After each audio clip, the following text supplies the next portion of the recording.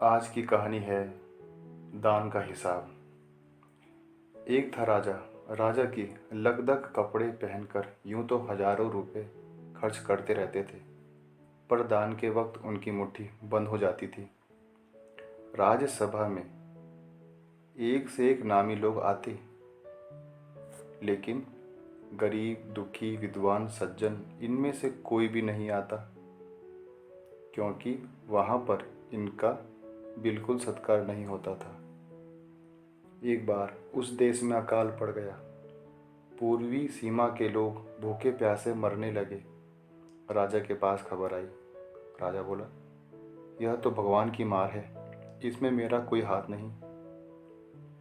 लोगों ने कहा, महाराज, राज भंडार से हमारी सहायता करने की कृपा करें, जिससे हम लोग दूसरे देशों से अनाज खरीदकर अपनी जान बचा सकें।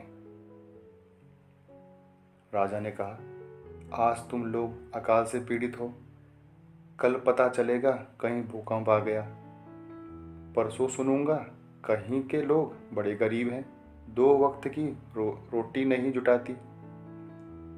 इस तरह सभी की सहायता करते करते जब राज भंडार खत्म हो जाएगा, तब मैं खुद ही दिवाले हो जाऊंगा। यह सुनकर सभी निराश होकर लौट गए।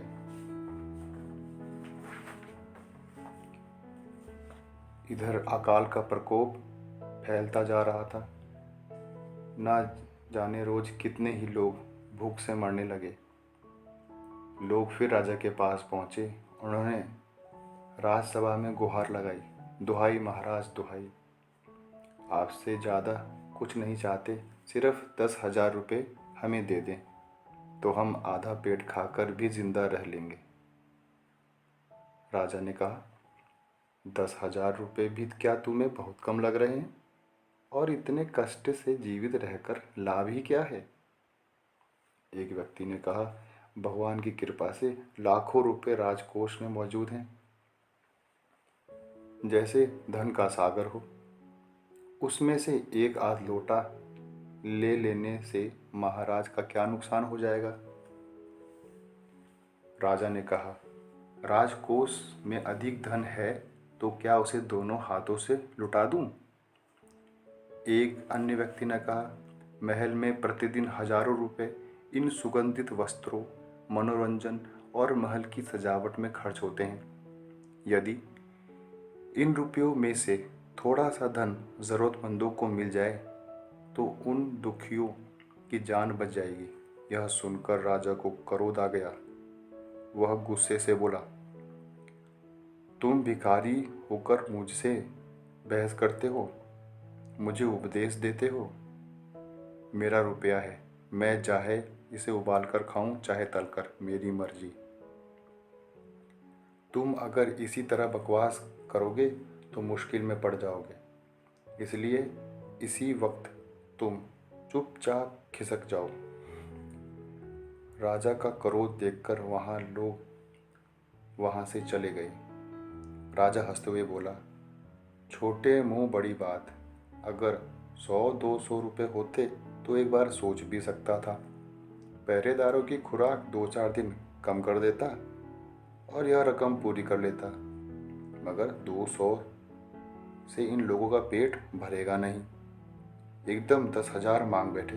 छोटे लोगों के कारण नाक में दम हो गया है।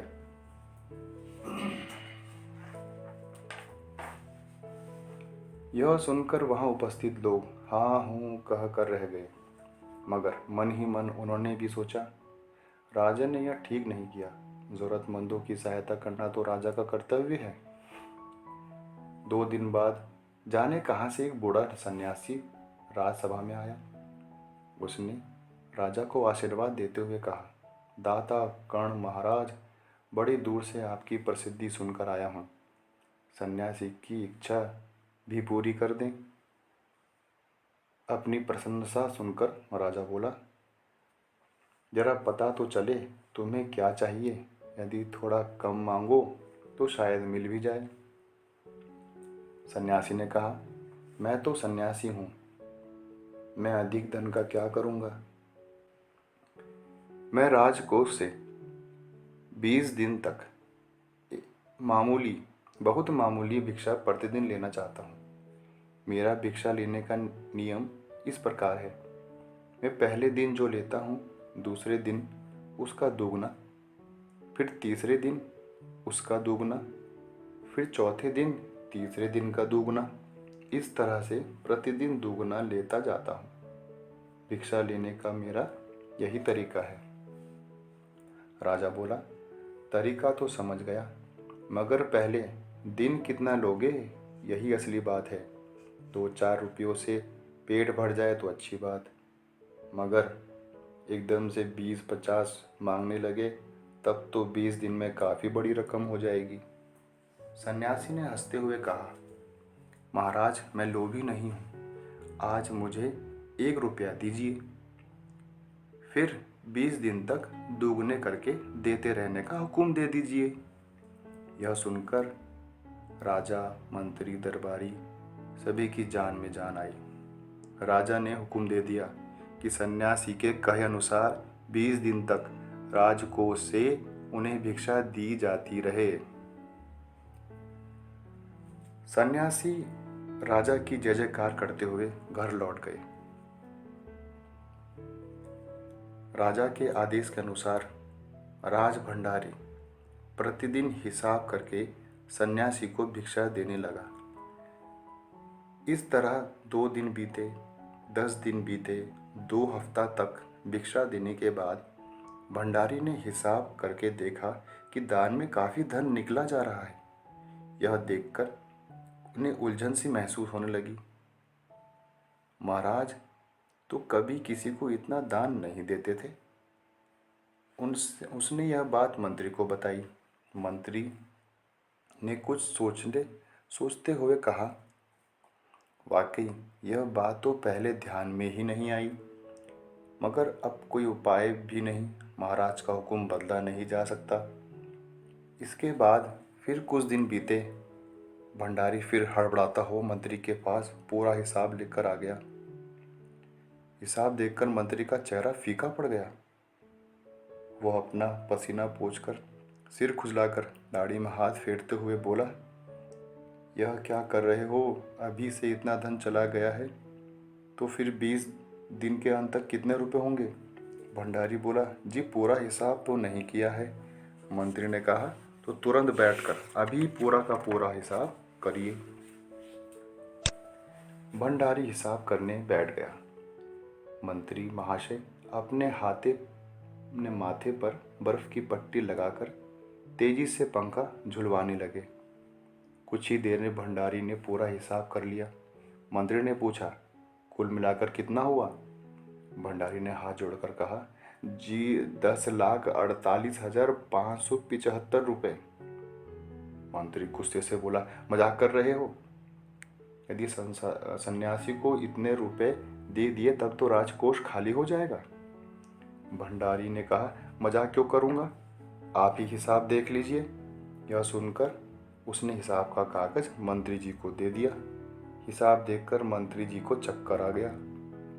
सभी उन्हें संभालकर बड़ी मुश्किल से राजा के पास ले गए। राजा ने पूछा, क्या बात है? मंत्री बोले, महाराज राजकोष खाली होने जा रहा है। राजा ने पूछा, वो कैसे? मंत्री बोले, महाराज सन्यासी को आपने भिक्षा देने का हुक्म दिया है, मगर अब पता चला कि उन्होंने इस तरह से राजकोष करीब 10 लाख रुपए झटकने का उपाय कर लिया है। राजा ने गुस्से से कहा, मैंने इतने रुपए देने का आदेश तो नहीं दिया था, फिर इतने रुपए क्यों दिए जा रहे हैं? भंडारी को बुलाओ। मंत्री ने कहा, जी सब कुछ आपके हुक्म के अनुसार ही हुआ है, आप खुद ही दान का हिसाब देख लीजिए। राजा ने उनसे एक बार देखा। राजा ने हिसाब दोबारा देखा। इसके बाद वो बेहोश हो गया। काफ़ी कोशिशों के बाद उनके होश में आ जाने पर लोग सन्यासी को बुलाने दौड़े। सन्यासी के आते ही राजा रोते हुए उनके पैरों पर गिर पड़ा, बोला, दुहाई है सन्यासी महाराज, मुझसे इस तरह जान माल में मत मारिए। बार बार दुहाई दी, सन्यासी महाराज, मुझे इस तरह जान माल से मत मारिए। जैसे भी हो एक समझौता करके मुझे वचन से मुक्त कर दीजिए।